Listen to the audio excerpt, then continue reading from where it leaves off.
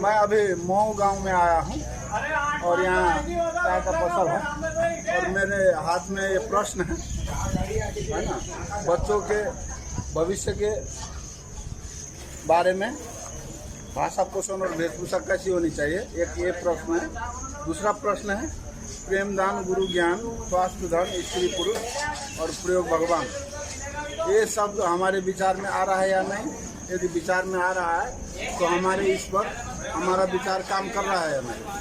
हाँ भाई साहब, ये आपने प्रश्न सुना, आपको ये प्रश्न कैसा लगा?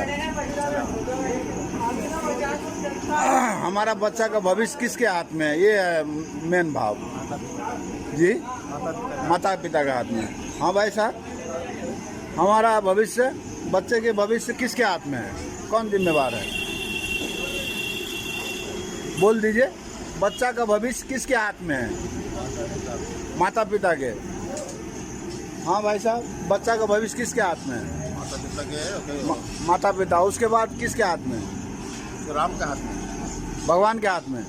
अच्छा, हाँ भाई साहब, हमारा बच्चों का भविष्य किसके हाथ में है, कौन है जिम्मेवार? माता पिता, उसके बाद माता पिता के बाद भगवान के हाथ में। अच्छा, हाँ भाई साहब, आपका बच्चा का भविष्य किसके हाथ में? आज अपने भविष्य के अभी पिता छोरा छोरी को भविष्य नहीं बताए।